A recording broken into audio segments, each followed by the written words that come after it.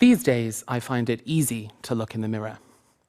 This used to be the case too, because I learned to be a drag queen alone. Back then, in the early noughties, there was no cultural mirror for someone like me. There was no chance of switching on Netflix and finding someone who looked like you, and Lily Savage never quite made it to the Woolworths bargain bin, if she ever made it to the dizzying heights of VHS at all. So there was me and a mirror, and that's the only place I saw myself for a long time. It would be over a decade until this part of me became more than a mere reflection, and in that time, what happened would change my relationship with that mirror. In that decade, I came out as gay at a Catholic state comp in the working class Northwest, and I survived. But as with anything that unsmooths the edges of normal society, that coming out brought with it a daily dose of judgment and therein shame from almost everyone around me. A shame that was heard and felt and internalized and often replicated by me. Commonly, when we think about shame, we imagine it at the extreme end of the spectrum. Anything from years of intense dieting to keep up with extreme Western beauty standards, all the way to things like honor violence.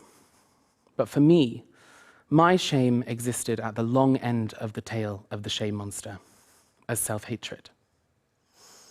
Now, this didn't really affect anyone else. On the surface, I was fat, feminine, gay, spotty, ginger. I didn't really have much going for me by society standards. But what I did have was a killer, if not overcompensatory, bitchy gay personality, and I was not afraid to use it. If you're gonna throw a rock at me and call me a faggot, then I'll barb you back by telling you that one day when I'm famous, you'll be licking my boots clean and begging me for employment. We all reproduce shameful and shaming behaviors because we're all trying to escape our own shame. And as the shame monster swallowed me whole, I couldn't find myself in the mirror. Eventually, I left my hometown and went to a rather posh university that my whole town had celebrated my acceptance at with glee. And when I arrived there, I started to tell lies about my upbringing. Not big ones. There's only so many vowels you can drop until someone realizes you're not landed gentry. But I started to say things like, I'd read that book when I hadn't, and I started to tell people I'd grown up in Manchester when really it was 2 hours north of there. I spent time alone in the mirror like I had with my drag persona all those years ago, trying to change the way I speak just a little. To the world, I was easy. I worked hard to fit myself into a neat storyline, the friendly gay Mancunian, when really I knew that the swathing complexities of my identity couldn't fit inside a storyline. And if I was found out, I was terrified that I'd be cast out. And so the self-hate ensued once again. Now, what does self-hate look like? What does it feel like? It sounds pretty intense, but it's actually way more boring and way less dramatic than vile gouts of hatred towards who you are. For me, self-hatred was about not believing things that were objectively true. It was about looking in the mirror and seeing something monstrous.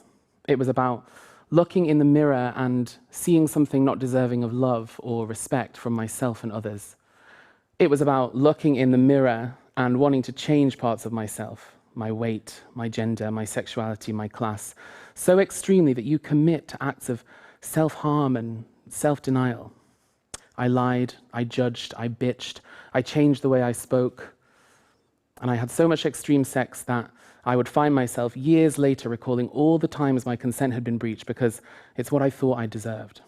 Sidebar to say that extreme sex, when practiced safely and consensually, can be some of the best sex. But as my grandma would have said, I was in a pickle. I looked in the mirror and I saw something monstrous, but I'd managed to persuade those around me that I was fabulous. The first time I performed in drag, I was 19, and to put it lightly, I was not fabulous. But so was everyone, and the standard back then in 2011 was much lower than it is now. And, you know, the people of my repressed generation were just pretty happy to see something different. But as bad as I might have been, this experience was such a liberatory process, something that Oprah might have called an aha moment. Because for the first time, this thing I'd only ever really seen in a mirror was real. She was tangible, and what's more, she was adored by a crowd of people. Drag continued this way for a while, until the barrier between the mirror and the real world faded away. I had admitted my most shameful desires to the world, and somewhere in some pockets of some worlds that I never knew existed, she was adored. So I started to drop my vowels more. I started to talk about Lancaster more. I started to wear ball gowns in the street. And I started to fall back in love with what I saw in the mirror. Eventually, everyone around me followed suit. My friends, my family, my lovers. She became a place of value and of power and of uplift. She became what she'd been in the mirror all those years ago, a savior. So I did what anyone who found their power source would do, and I leaned in, as arch-capitalist Sheryl Sandberg would say. And I journeyed to the heart of the queer motherland, East London. There I had queer sex, I made queer friends, I wore queer clothes, and I built myself a job where I could dress like this every day, worshipping at the feet of the northern women who raised me, and be celebrated for it. It's kind of a wild thing to get your head around, the idea of being celebrated for something you were so painfully derided for before. But my journey to shamelessness was not over. Funny how years of deep embedded circuitry takes a little while to untangle.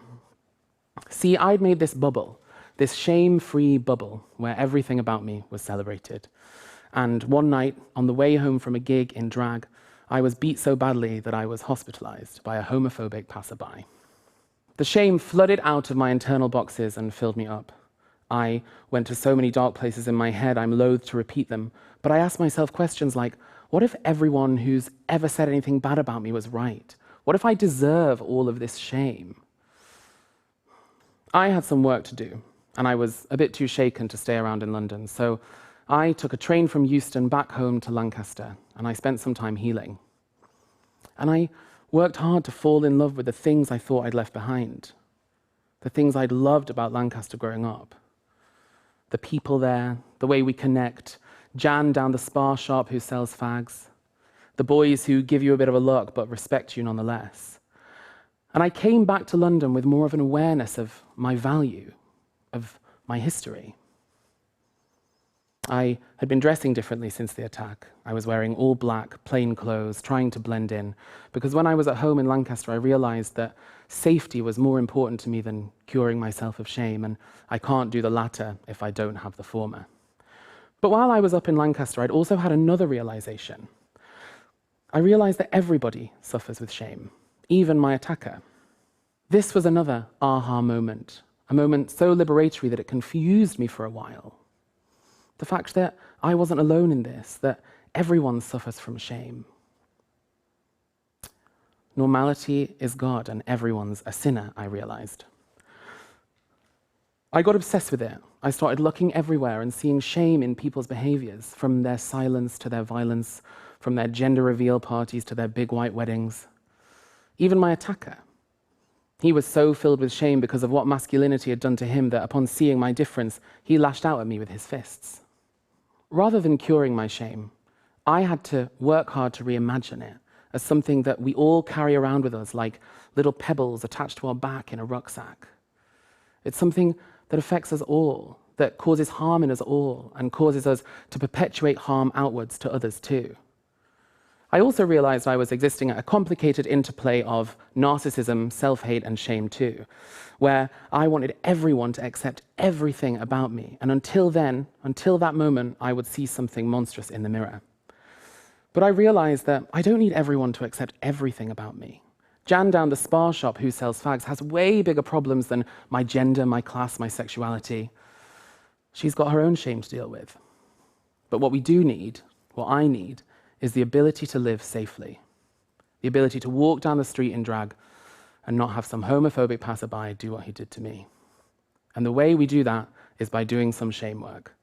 It's about looking inside and realizing that all the boxes that have been put there by the world are a lie. All the things that you've had to shave off to make yourself smooth, bring them back. There's power there, there's value there, there's beauty there. Shame work is social work. It's time we all did a bit. These days, I find it easy to look in the mirror. Thank you for coming to my TED Talk.